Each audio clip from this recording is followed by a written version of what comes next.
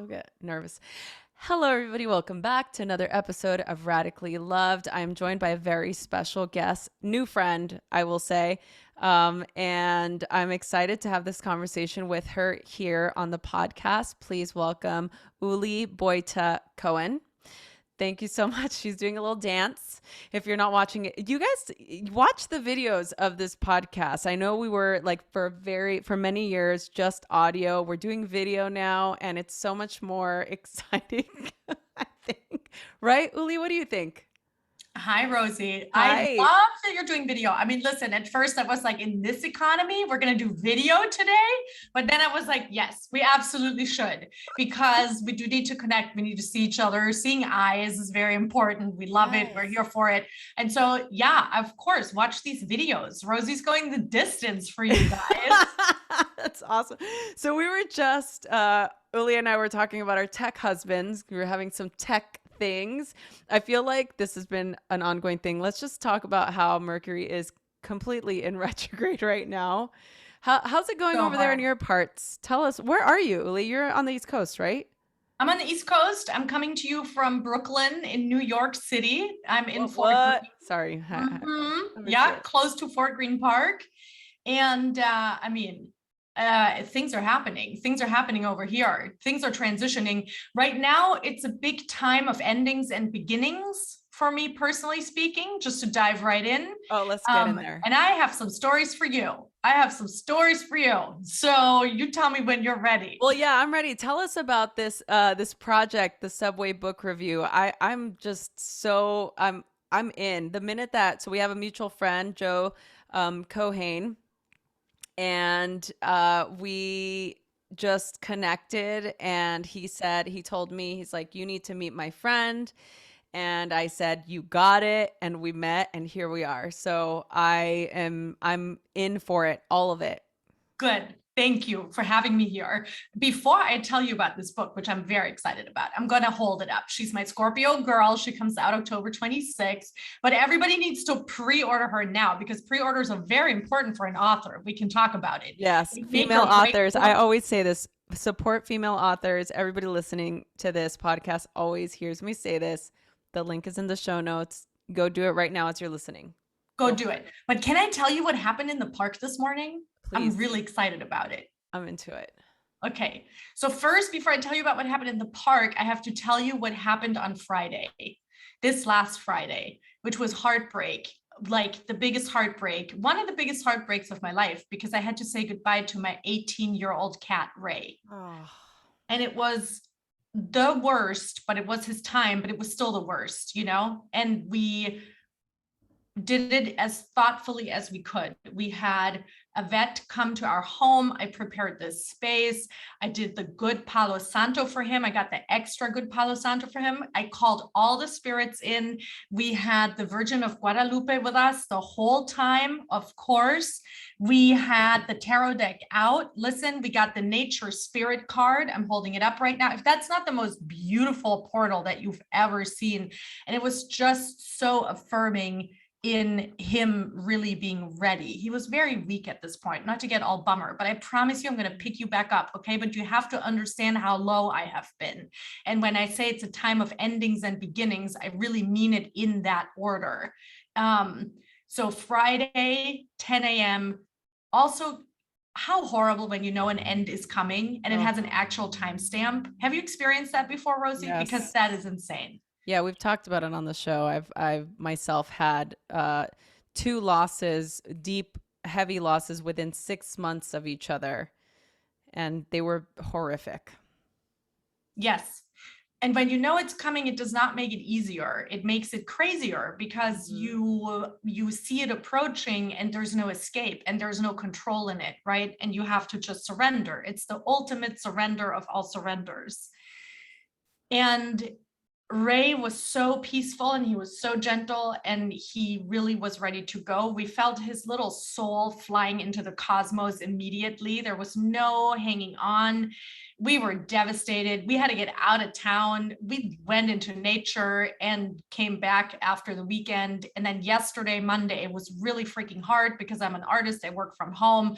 And so then I realized how many hours and minutes of every day I actually spent with this cat named Ray. And he was my special bud. You know what I mean? Like, he was my guy. So this morning I went into the park and Ray has sent me little gifts already. I should say this.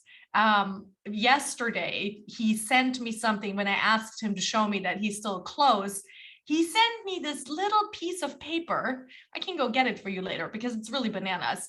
That is shaped like a cat's head. It has fuzzy ears. It has the fuzzy top of the head. And he put it right by his water bowl. And I was like, are you kidding me? You're a jokester. You're the most beautiful jokester cutie cat that I've ever met in my life. Thank you for this little cat head. I was so stunned. I was so thrilled. And I was like, all right, he's close. And then this morning I went for a walk in the Fort Greene Park, as I do. And I go early when all the dogs are loose before 9 a.m. They get to be off leash. And they were running around like wild banshees, having the best time of their lives. And I'm on the phone with my mom and I say to her, I can't have another cat because no cat will ever be like Raymond. And she goes, yeah, I know this. And I say to her, and I swear to you, Rosie, this happens within like boom, boom, boom, 5 minutes of each other. I'm on the phone with mom and I say, I can't wait to see which animal finds me next. I see my friend Naz approaching with her dog in the distance. I get off the phone with mom. I say, I gotta go. There's my friend. My friend Naz comes and she hugs me and she looks over my shoulder and she says, look at that pretty little blue bird on the ground. And I turn and I look and it's a freaking parakeet. And I was like, a parakeet is a homebound bird. That is not a wild bird. This bird has no business being surrounded by 500 wild dogs running around like they've lost their minds. I was like, we have to go catch it. So then we mobilized the entire park that was in sight to keep the dogs away from this bird.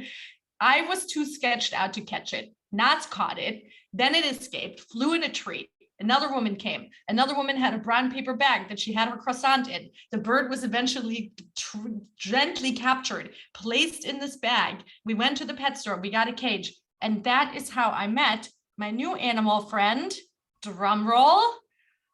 Well, I thought it was a boy, so I named it Poppy Pete the parakeet. Turns out she is, of course, a woman, but she's going to remain Poppy Pete the parakeet because gender is a social construct and we just can't change our minds that many times. So when I say that, endings and beginnings happening in a very profound way right now, and us just needing to be ready for these miracles that want to come our way, I really mean that in a profoundly open-hearted sense. And I wanted to share that. Man, that is so cool. That is such a wild story and so beautiful. And it really is about perspective and being able to be awake to the miracles and the blessings that this world has. And it is so congruent with radical love, and what radically loved is that we are supported, we are being carried by this bigger source, picture, experience. The universe works for us and not against us. And I really love that so much, to be able to have all of that happen. I mean, I really do believe in, the spirit of our loved ones, including our pets, that they bring us messages, that they stay with us forever. And we had a really incredible guest on the show, Nikki Cuthbert, and she's a pet intuitive. And it was really great because prior to us having the interview, we did a session because I just my little Shih Tzu had just passed. She was just a 4-month-old puppy, and so it was very traumatic. 6 months prior to that, my Shih Tzu, my boy Chewy, who had been with me for close to eight years, my best friend, also passed. And it was a lot, but she really told me and gave me this respite in my heart and soul that they were here energetically, and they were showing up. They were showing up in my dreams. They were showing up in pictures that would pop up on my phone. It was very bizarre, how, and I just took it as they're just communicating with me. And Mhm. the thing that she gave me, the thing that she said to me that gave me the most comfort was telling me, basically, she told me to rest in the love that I have and that they have for me, that love is eternal and there is no end to the love, that any human loss or pet loss, the love is still very much alive, and to just focus on that as opposed to the grief of losing something, because the love is not lost, the love is there.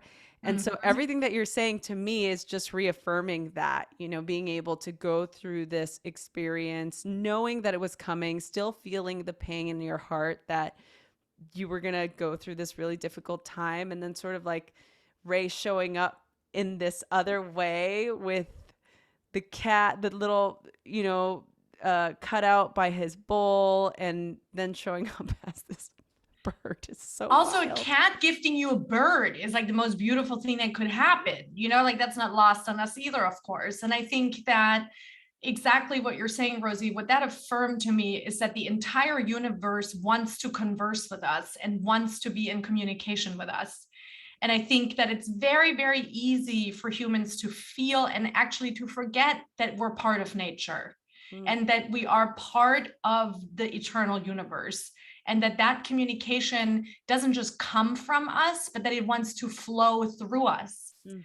And to me, I mean, that is something that is really clutch and crucial in my work.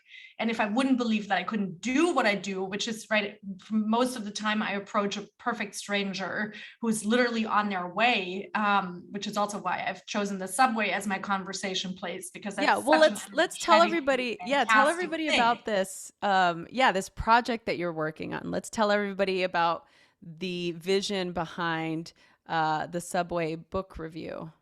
And I love the gesture you just made. You made like a tunnel, which I like. You're like, boom. That to me was like the exact, like, I was like, yes, that is me. It me. Well, Subway Book Review, I started it 7 years ago, and I had just moved to New York City. And I really, my background is filmmaking, but I wanted to find a space where I could really understand what makes New York City the magical place that it is. And New York City does sit on very special soil, right? It's a port town.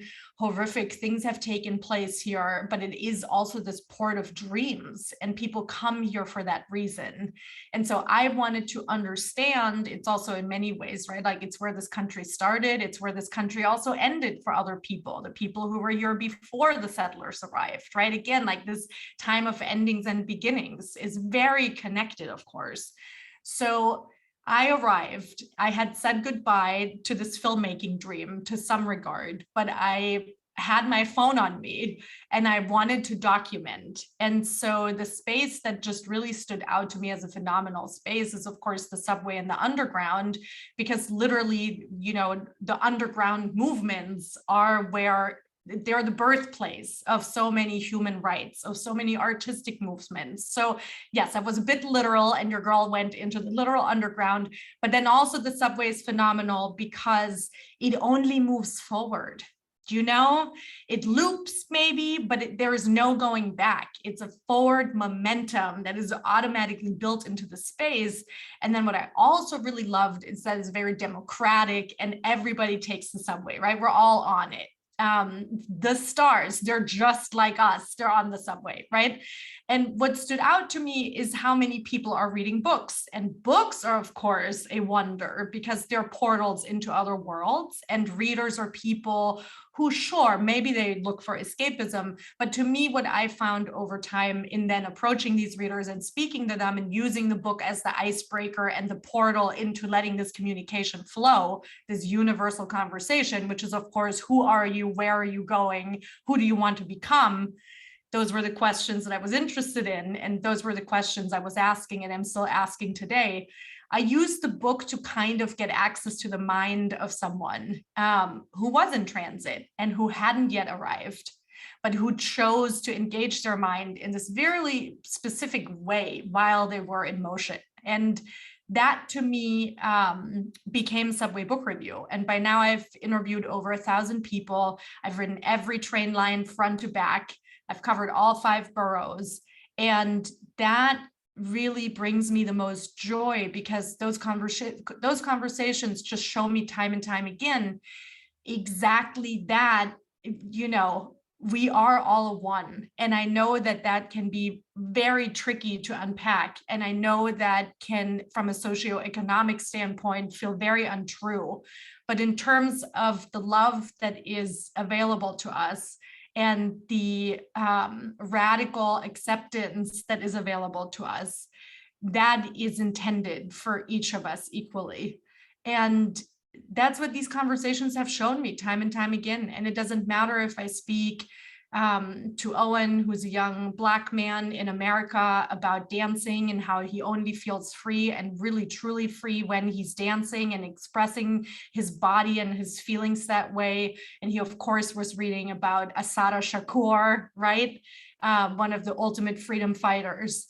Or if that's Maya Marie, who I spoke with on Valentine's Day, who had just been brutally dumped and was reading An American Marriage, and told me that she was changing her mind about what family means, and that it doesn't necessarily mean that she needs to get married and have children, and that instead she adopted, quote unquote, an elderly woman who she met on a park bench named Cosette, who's now part of her family life. So these are people who are not just going with the status quo, but they're reinventing, right? They're dreaming up what can be. And those are the people we want to hear from, don't you think? Yeah, I mean, I'm 100%. To me, it's so fascinating because it brings us back. It's very similar to what Joe was talking about when he was on the show and he was talking about the power of strangers and this world that we miss because we're not really engaging with other humans. We're missing this deeper connection, this whole other perspective, this entirely new vantage point. And it's interesting because for you, having these conversations with these people like allows you to have that intimate experience with them. I think that it really rubs up to or butts up to our ability to be empathetic and how we're losing that. Maybe we talk about this. 100%. I think empathy and othering are, of course, very closely related, right? And I'm asked a lot what my thoughts are on othering, which is, of course, right, making someone else an other, making them not like you, making them separate from you, separating yourself from them.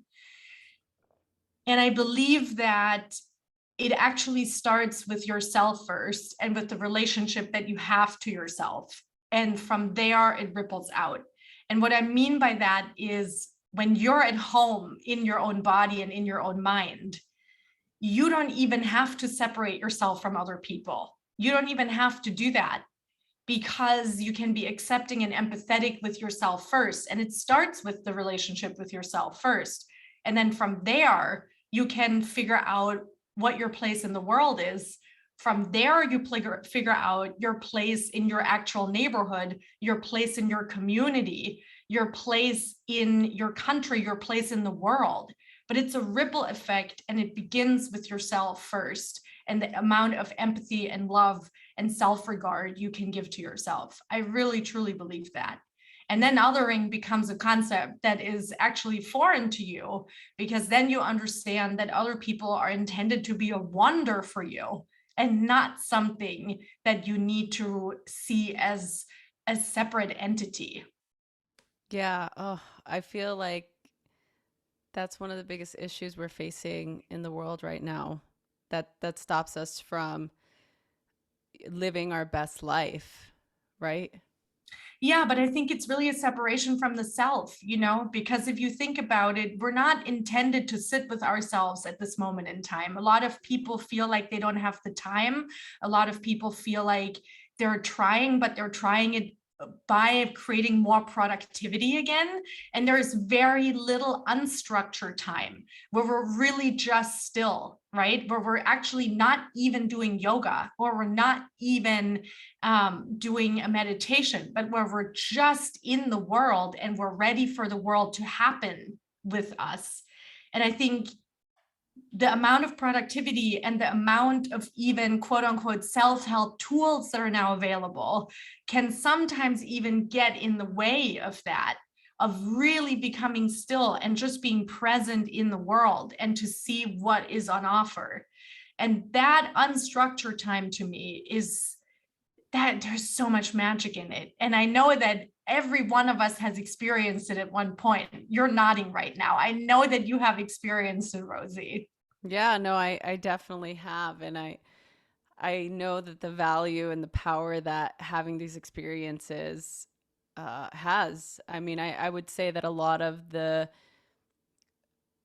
sort of forks in the road for me have taken place during those moments where it's not by chance, it's not a coincidence. They come in the most perfect time. And I think that we need to be paying attention. I think we need to open ourselves up to having these experiences. And I'm curious, doing this project and writing this book, how how much, let me reframe. Mm-hmm. What was your experience in seeing people perhaps with their heads instead of buried in a book on their phone, or not paying attention to something, like they might be missing something? I think that that speaks to more the question of our level of being able to pay attention to what is happening. Can you speak to that? Yeah, I mean, listen, no shade to people who are on the phone. I'm on the phone sometime too. I'm on the phone a lot. Instagram was down for 6 hours yesterday. People lost their minds. You know what I mean? Like we barely could function, constantly kept checking. Is it back? What has happened? Is that part over forever? We didn't know.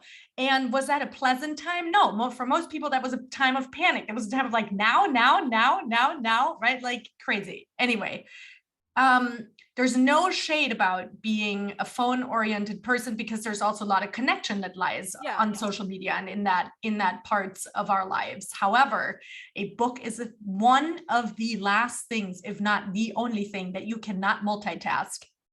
I'm going to say that again. It is one of the only things that you cannot multitask. It requires your entire being to be present.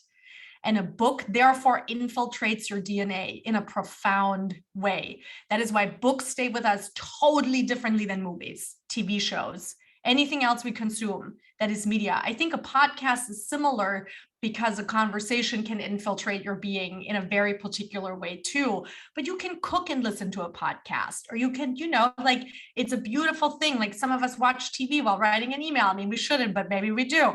But a book, if you're reading it, you can literally only do one thing, and that is that thing at the time. So I think that people who read, they're just giving themselves the chance to really find an answer to a question, as Minjin Lee put it, who was on a panel with me at the Brooklyn Book Fest just this weekend. Because even though I was heartbroken, the show must go on. And yes, we did a panel right away on Sunday morning at 10 while grieving, because sometimes we have to push through. And Minjin Lee, who's the author of Pachinko, who's phenomenal, she said this. She said, think about it, like books are really, they infiltrate you, and they really want to shape you. And if you have any kind of question, there is a book out there that has the answer for you. So I think reading is for the people who really want answers, truly, like who really want to find answers. And to find answers, we have to become very present. Yeah. Wow. That is, if I had a clap track right now, it would be erupting because Would it be a I, slow clap? Would it it be would be like, like that or not? it Rosie. would be a fast standing ovation. So beautiful. I couldn't agree more. And as you were saying that, I was agreeing with my entire being because you're so right. All the things that have inspired me have come from books that I've read, authors who I follow, people who are fully immersed in that experience because I want to feel the depth and the immersion of whatever it is that I'm reading as well. And it's wow, it's so fascinating to be able to be in that space where you can dedicate some time to fully being immersed in something like reading a book. And I'm a book person, and I don't people some people will listen to an audiobook. That's great. My husband, partner, fiance, he listens to book all day. He consumes books like they're going out of style. And he he could just, listen to book, and that's his way of consuming the content. For me, in the beginning, I found it really difficult. I love to listen to podcasts. I Yes. love listening to podcasts. And for me, I learn a lot from doing that. But when I'm wanting to immerse myself in something, I get the book, the phone is put away. I light a fire, I get my tea, I sit Mm-hmm. down, I get my cozies, the dog is on my feet. Like, Mm-hmm. it just is the full experience of diving into what you were saying earlier with the tunnel. You're diving into this portal, this opening, this experience. And I think it's important for us to have that. Yeah.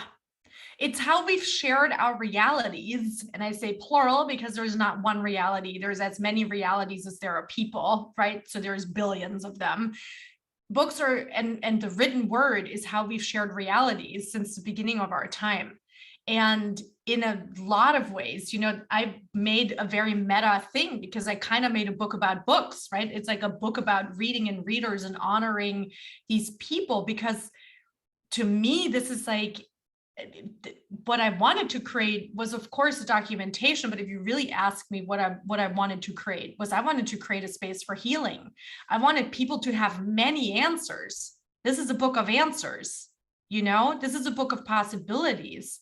This is a book that can open your heart in so many different directions. It just depends on which direction you want to go.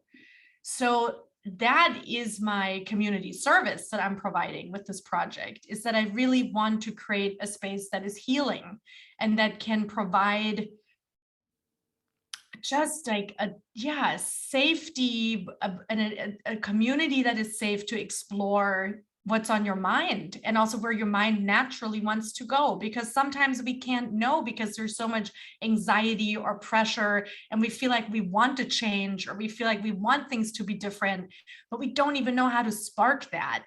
And so this to me is really, I've done my job right. If you feel like you're on the subway with me and you have the chance to meet 170 strangers who share a perspective with you, and maybe that perspective becomes something that changes your life, or that at least puts you on a track that makes you feel really good and like yourself and like your home and like you're not so separated from the person that is meant to be you. Yes. Uli, tell us the name of the book and where we can get it. This book is called Between the Lines, Stories from the Underground. It's by Uli Beutter Cohen. That's me, the creator of Subway Book Review. And you can find it at any bookstore where books are sold. But of course, support your local indies. I mean, Course. come on. Yes, important, super important. So all of the links to Uli will be on the show notes. If you're watching the video, they'll be below in the description. If you're listening to this on whatever platform you consume podcasts, it will be in the info button. Before we conclude this incredibly enlightening conversation, where can people go for more information? Please come to Instagram when it's not down, when it is available on the internet. So you can find me at the UBC and at Subway Book Review. And you can also find me online at www.subwaybookrareview.co. Perfect. Thank you so much, Julie. And before I ask you the final question, actually, there is no before. I'm just going to ask you the final question. I just want you to commit to come back and talk to us. That's really what I wanted. I will absolutely come back anytime. All right, that's perfect. Great. I got you on the hook. I got it in on the You have it on recording. tape, on the Got it on record. tape. And so the final question is with regard to why I created this podcast. I wanted to create a place for people to come to get inspired, to feel supported. The whole idea is that we are radically loved and supported by God, universe, source, whatever higher power of your understanding, that the universe works for us and not against us. And so the final question to you is, how do you feel radically loved?